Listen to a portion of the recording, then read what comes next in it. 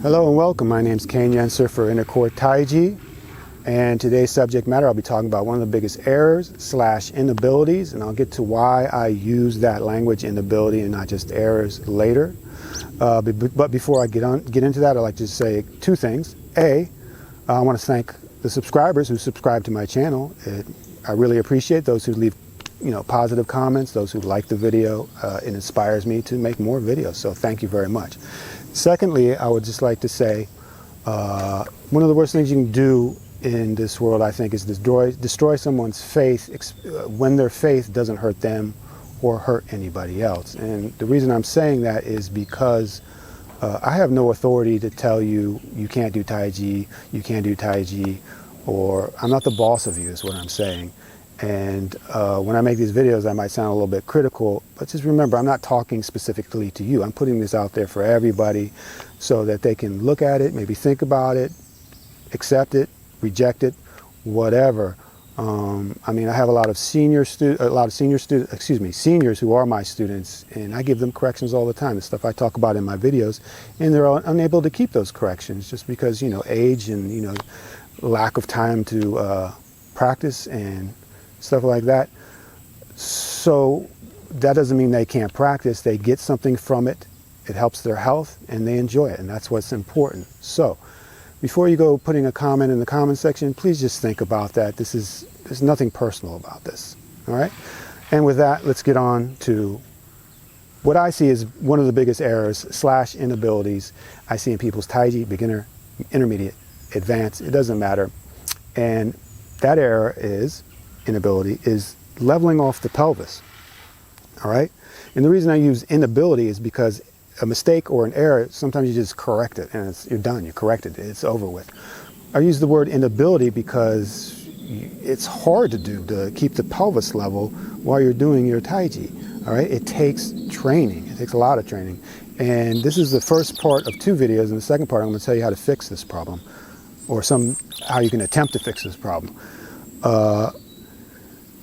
So we're given a lot of things in the classics, principles to address this. Tuck the coccyx under and you're told to push the knees forward, extend from above or suspend from above. This all helps you to make space to make the pelvis level off. And this pelvis has to be leveled off in the form everywhere, in push hands everywhere.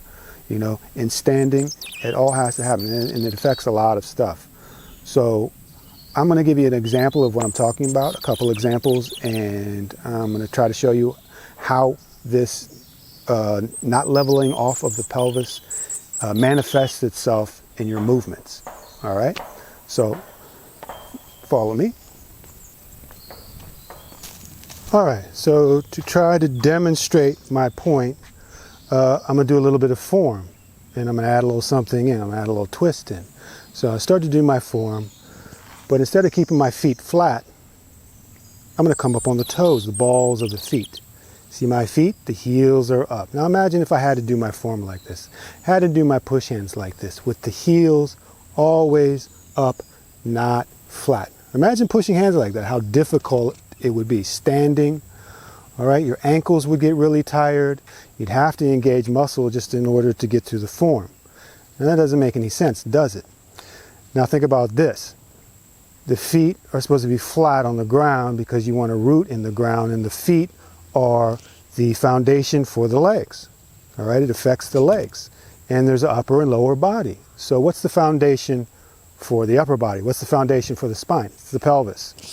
Now, what I just did with the feet, I put them on a slant. They weren't level. All right? Same thing with the pelvis. If you don't level off the pelvis, it's just like standing on the balls of the feet, if you would. And it's not as obvious as doing what I just did with the feet because it's under the clothes, and you can adjust with muscle to bring your back up, and you can make it look like not much too wrong. But problems will manifest if the pelvis is not level, and there's no way to avoid that.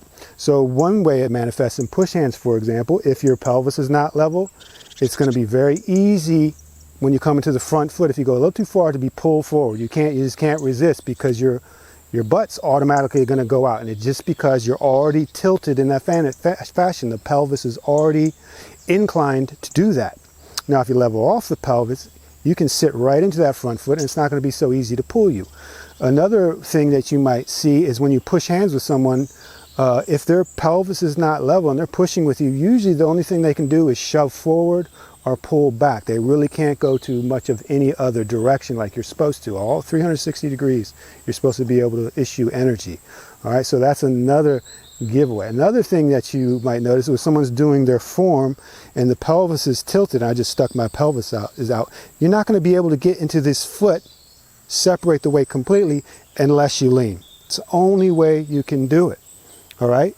Also, the knee is not going to be able to drive forward, and it needs to drive forward. And as soon as you go into that leg, the knee, instead of driving forward, which means you're driving the energy down, is coming back like this. And that's the only way you can take an empty step, or a so-called empty step, is by leaning, engaging muscle, and letting the knee come back in and maybe even rising. All right. So if you watch someone's form and you see this in a form where they're supposed to be level, like Chen Manqing's form, they're supposed to be level. Watch as people make a transition step. So for example, here, doing single whip, I've got to empty this out and place it somewhere else, nice and easy. And I need to stay upright. Now, my pelvis here is leveled out, so there's no, and it's, so therefore my upper body's foundation is fine, and I'm rooted in the pelvis, and my knee is driving forward, so I can completely separate into here and have an empty step here. All right, and when I lift the foot, I'm not wobbling all over the place. It's nice and empty. I'm not leaning to do that. All right, so I hope that demonstrates the issue. All right, and it's an issue in the form, issue in push hands, issue in standing. And the reason I tell you this is maybe if you see it in your form or you feel it in your form, kind of try to convince you to address this. And remember, it's an error/inability. So that inability means it's something that needs to be trained, not just, oh, I just fixed it. All right. You have to train that. You have to open this tissue up. You have to understand, the nervous system has to understand how to control the pelvis. That said, if this is something more you want to investigate, the second video in this series, there's only 2 videos, is going to be about how to fix it. And if you know me, there's probably going to be some standing involved. So, if you want to join me for that video, please do. I'll see you there. Thank you.